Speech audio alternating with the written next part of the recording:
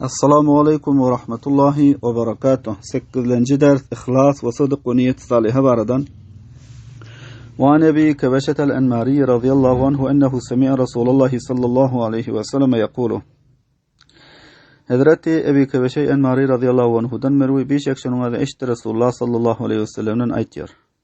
Selasun uqsimu aleyhinne ve uhaddithukum hadithan tahfazuhu. 3 zat qasam yad etdiyon şoňa ve beyan etdiyon sizlere bir hadisini besiyatlaňlar şunu. Qala ol Hazret sallallahu aleyhi ve sellem aytlar: "Ma naqasa malu abdin min sadaqatin." Kim bolmuyor bir bendenin malı sadaka edişlikten. Bir bendenin malı sadaka edişlikten kemelmiyor. Ve la zulme abdun mazlameten sabra aleyha illa zadahullahu izzan. Zulmedilmiyor bir bende zulmini sabretse şol zulüm görenne meger ziyadet ya Allah Teala şoňa izzatine. Peygamber Huda aytlar bir bendenin özü bir zulüm görmüyor. Eger gören zulmüne sabretse Allah Teala izzatini arttırar. Izzatini ziyade eder. وَلَا فَتَحَ عَبْدٌ بَابَ مَسْأَلَةً إِلَّا فَتَحَ اللّٰهُ عَلَيْهِ بَابَ فَقْرٍ. Açmıyor bir bendenin öz dilekçiliğin dervezesine, meger açça Allah Teala şoňa garyplygyň dervezesine. O haddithukum hadithan fahfazuhu. Beyan etdiň meselelere bir hadisini besiyad ediňler şonu. Qala ol Hazret sallallahu aleyhi ve sellem aytlar: "İnnemed dünya li arba'ati neferin." Beşek dünýanyň özü 4 nefer üçin. Abdun razaqahullahu malan ve ilman. Bir bendeki Allah subhanahu ve taala mal ve ilm rızık berýär.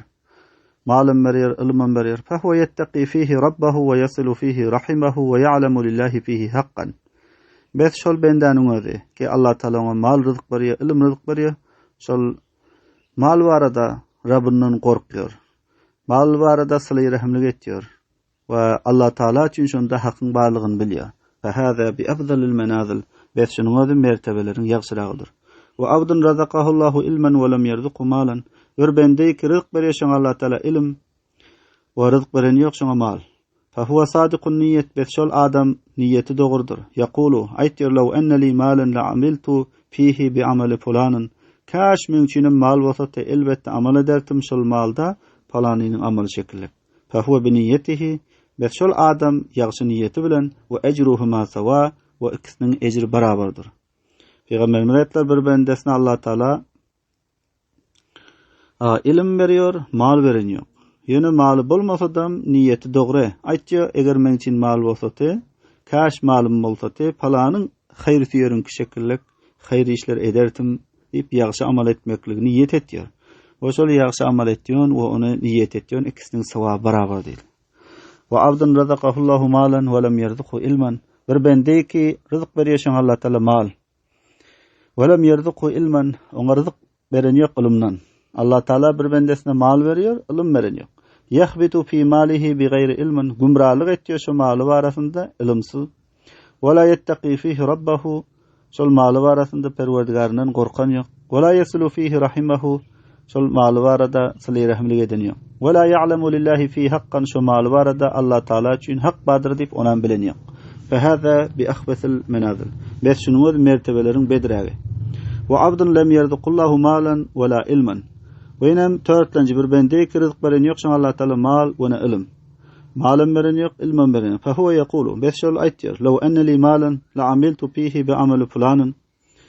Aýtýar kaş men malym bolsa elbetde amal ederdim şonda falanynyň amaly şekillik bir yaramaz. Amal etýän adamyň etýän amaly şekillik menem malym bolsa menem şöyle bir işler ederdim diýip günah işini niyet etýär. فَهُوَ بِنِيَّتِهِ فَوُزْرُهُمَا سَوَاءٌ. Bes şonuň özü şer işi, bedi işi niyet etmekligi bilen فَوُزْرُهُمَا bes şol bedi işi etýän we ony niyet etýän ikisiniň wezre günahsy barabardyr. Rawahu Ahmed we Tirmizi. Riwayet etdi bu hadisi İmam Ahmed we Tirmizi. Ve İbn Majah hem rivayet etti ve lafzuhu. İbn Majah'da gelen lafz mana şol. Qala Rasulullah sallallahu aleyhi ve sellem. Rasulullah sallallahu aleyhi ve sellem aytlar: "Mesalu hadihi'l ummati kemesali arba'ati neferin." Şu ummatyň misali 4 nefer şekillikdir. Rejulun atahullahu malan ve ilman. Bir adam ki Allah subhanahu ve taala ilim berýär, we mal berýär we ilim berýär. Fa huwa ya'malu bi ilmihi fi malihi. Bes şol amal etýär ilmi bilen maly barada. Yunfiquhu fi haqqihi, harc etýär şol maldyň haqqy barada. Ve raculun atahullahu ilman. ولم يؤته مالا. وبر آدمي ki Allah subhanahu ve ta'ala ilm veriyor, mala taydın yok. Ve huve yekulu, ve şol aytıyor, لو كان لي مثل هذا عملت فيه بمثل الذي يعمله. Eğer kaş men için hem şekilli dünyam boltati, malum boltati, amiltu fihi bimithli الذي يعمله. Amel ederdim şunda misle ol adam şekilli amel ediyor. Kâle Resulullah sallallahu aleyhi ve sellem fehuma fil ecri sevaun. Resulullah sallallahu aleyhi ve sellem ayttılar beşol ikisi. Yani hayri iş etdiyon ve hayri işe menge malum boltati eden dip yaxşı niyet etdiyon ecirde barabardır. Ve reculun atahullahu malan ve lem yu'tihi ilman. Ve bir adam ki Allah subhanahu ve ta'ala mal veriyor, ilim vereniyor. Fehuve yahbitu fi malihi beşol gumralık etdiyor malı varada. Yunfikuhu fi gayri hakkihi, öz hakkının başka yerde onu harc ediyor. Ve reculun lem yu'tihullahu ilman ve la malan. Ve inen bir adam ki Allah ta'ala ilmen vereniyor, malın vereniyor. Ve huve yekul, ve şol aytıyor, لو كان لي مثل هذا, eğer boltatı men için şekilli dünyam boltatı, amiltu fihi mislellezî ya'melu, amel ederdim ol adam şekilli ki amel ediyor. Kaysi bir şer iş ediyor adam amal niyad varlığı aytıyor ki falanın şekilli yaramaz işlerde benim sehmelertim diyor. Kâle Resulullah sallallahu aleyhi ve sellem, Resulullah sallallahu aleyhi ve sellem etler fehuma fil vezre sevaun. Beşol ikisi yaramaz iş ediyor, malı sebeple yaramaz iş beceriyor. Ol adamı ki mali yok, yani malım bolsatı menim yaramaz iş ederdim deyip niyet ediyor. Peygamberimiz aytlar fehuma fil vezre sevaun. Beşol ikisi malı bilen yaramaz iş ediyor ve malum bolsatı menim şöyle iş ederdim deyip bir yaramaz işin adını yaduvarlık ediyor, tutuyor. Beşol ikisi günahda.